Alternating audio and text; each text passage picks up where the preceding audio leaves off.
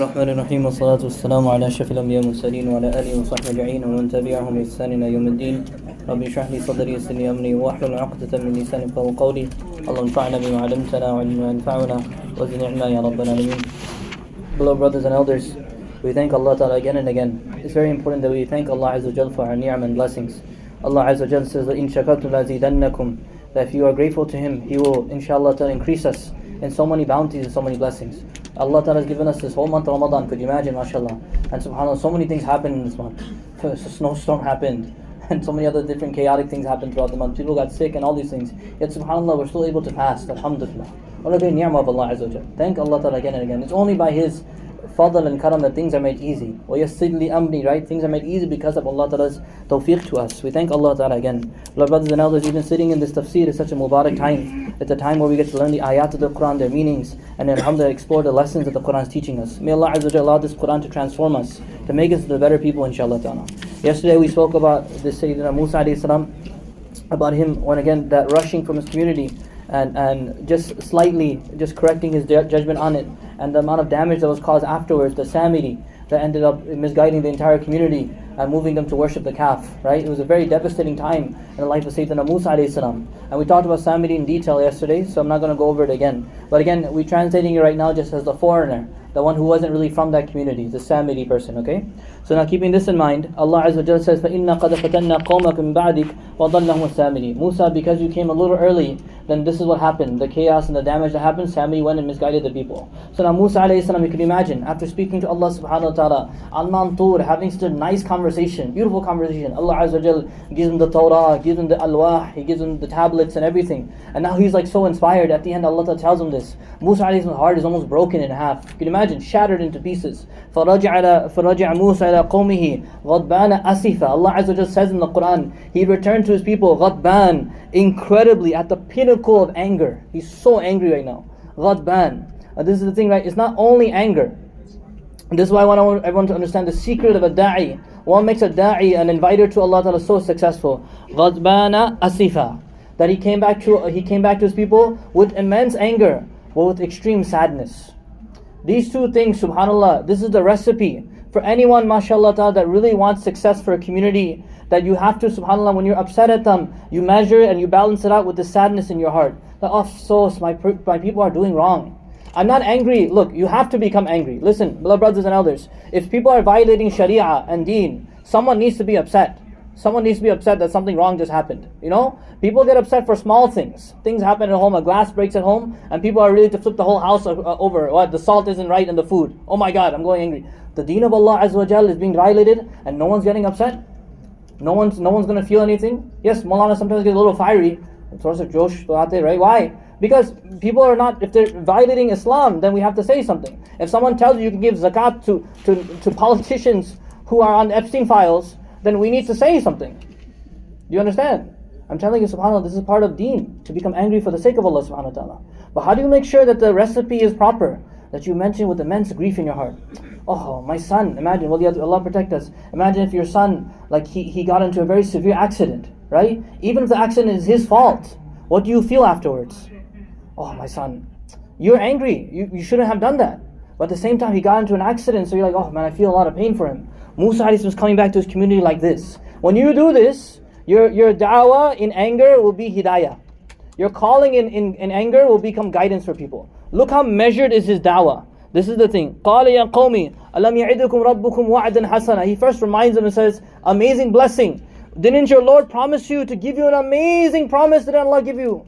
He says first and foremost, didn't Allah promise you something so great? First reminds them the shukr of Allah. The what a blessing Allah has given. Number one is ni'mah. Number two is أَفَطَالَ عَلَيْكُمُ الْعَهْدِ. Did the time really get that long? Musa said, how long was I away for? 10 days. Just 10 days. 10 days, man, and this is what happened. Do you understand? He's making an excuse for them. Same as, did the time get so long? Is 10 days a long time? It's not that long at all. Musa subhanAllah is saying it so nicely to them. Why, was I gone that long that everything just went to chaos? You know, is it really that bad? Or did you really want to bring Allah's anger on you? Right? Now this is an amazing thing. Imagine I told you as a person, may Allah protect, of course, but imagine someone is caught up in a bad thing, right? I tell them, bhai, did you forget? Or do you want Allah to be angry at you? Does any Muslim ever want Allah to be angry at him? Absolutely not. Why did I even say that? Just to make you feel a little scared in your heart, to make tawbah.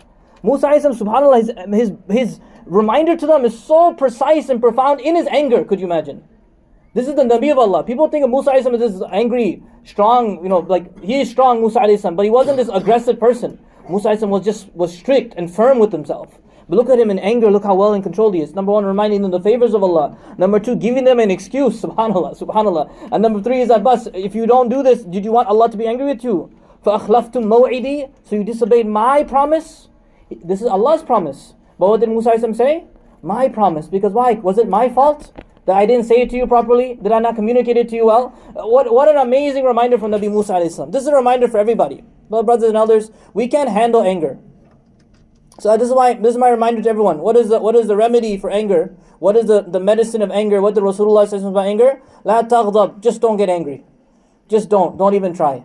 Because every time we get angry, someone gets upset. Some T word, some Ta word, some talaq word, whatever, some word gets thrown around. Someone gets hit, someone gets beat up, something like this and that, right? Ajib people we are. When even like subhanAllah, like I don't know, this is like genetic or something in this community. The kid does wrong, we have to take out the tappar, like just like I'm ready with tappar mode, right? This is like a mode we have, we can turn on and off. The chappal comes off, everything, right? The Danda Sharif, right? Allah Ta'ala revealed 4 books, right? Quran, Torah, Zabur, Injil. And if when those 4 books don't work, we have the 5th one, right? The tappar, right? MashaAllah, the Anzan al-Hadid, Allah sent down the lati, Allah sent down the stick too. Allah forgive us. What is this?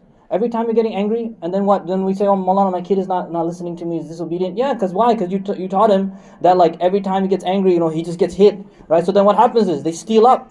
They get strong, right? So bus, what happens when they steal up? He's like, okay, I can take this hit. He starts measuring, because we couldn't measure our anger, he starts measuring how many blows he can take. So he's like, okay, I can take this one, this belt I can take, this hit I can take. Okay, yeah, my dad will get only this much angry. So then he starts becoming chalak. Hoshiyar.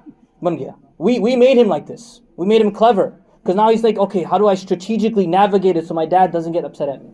That's Ajib people we are. So because we hit him so much. So then after you hit him so much, man, this hand is tired, this foot is tired. What else do we have left, man? What are you supposed to do? Now the kid is no longer in control anymore.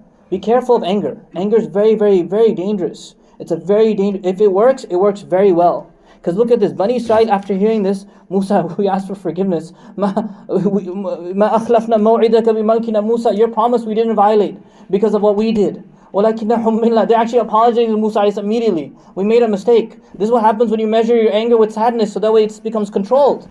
Beloved brothers and elders, when you do this, when you give a da'wah like so, when you have to say something when you're angry, just say, Ya Allah, I'm doing this. Listen, make this dua. Ya Allah, if I need to be angry, let me be angry and not a single drop more.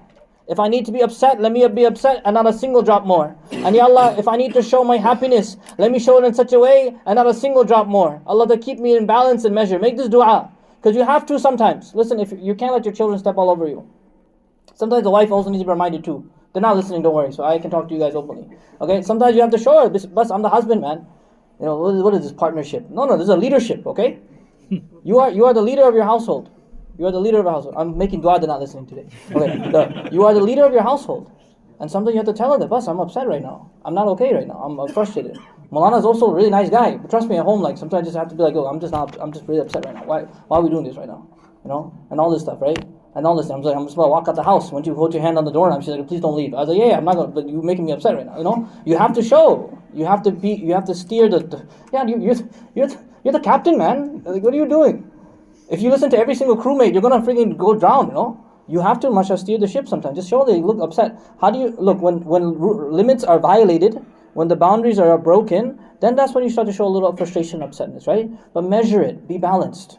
Make 2 rakats even beforehand and say, Ya Allah, I'm going to show my anger right now. And please don't just don't willy-nilly hit children. This is not okay. We become really bad about this. Then kids become again aggressive, and I told you, this chalaki stuff emerges from them. I have a whole community of people, Bangladeshis are really bad at this. There's a whole bunch of people I want to mention right now, but then I'll just be racist at the end, so I don't want to do this right now. But brothers and elders, I'm reminding you, inshallah ta'ala, become very calm, and become calm in your anger. Become controlled, tempered. Then it brings out hidayah. So they said, oh Musa, ma akhlafna maw'idaka bimalkina. We didn't do it because of us. Walakinna humilna. We actually were just carrying awzanan. We were carrying the sins. Min zinatil qawm, from the jewelry of the people. What are they saying? The sins. They're saying here that the fact that they took out all this gold from Fir'aun's families. They let them borrow it and they took it with them when they left Egypt. and they're feeling bad that they had it with them. They said, oh Musa, they went to Harun alayhi salam, Harun alayhi salam, what do we do with all the stuff we got from Fir'aun's people? We shouldn't have carried it with us. We're asking forgiveness. What do we do with it? Harun alayhi salam said, I'll tell you what to do. You can't keep it. You have to burn it all entirely. So Harun alayhi salam, he builds a fire for them and says, you know what you need to do? Throw all the gold in there and just let it all be consumed by the fire. You can't use a single amount of it. So they said, okay, if that's what you say, Harun, I'll do so, right? We'll do so. So they all gathered all the jewelry. Harun alayhi salam made a big fire, and then they threw it all in there. And the guy, what's his name? Samiri is like, oh, I have a good idea, right? I have some cool stuff right here. And then he grabbed he's going to say it later, I'll tell you now. He grabbed some of the grass which was growing after Sayyidina Jibreel alayhi salam was riding his horse, and he was going across when Fir'aun was being drowned. He saw this. Everyone was focused on Fir'aun drowning. Somebody was focused on Jibreel alayhi salam with his horse. It's like everyone's like, let's just, like beloved brothers and elders, focus, right? Focus. He saw him, he grabbed the grass. He said, oh, this is probably magical, special. So then he threw it into the fire, and when he threw it into the fire started to transform the gold and make it into this beautiful, ornament of a calf. They said, some of it said it was actually alive, that it came out like so, and it started to move in front of everyone. And somebody said, this is your God. They said, this is your God and the God of Musa. And then what did they say? What did he say to them? Musa fanasi, but Musa forgot. And this was enough for them to become misguided, beloved brothers and elders. May Allah Azza wa Jalla protect us from this. But you can see how the excuse is here and all these things that Musa did. May Allah grant us tawfiq, inshallah. We'll focus more about it tomorrow, inshallah.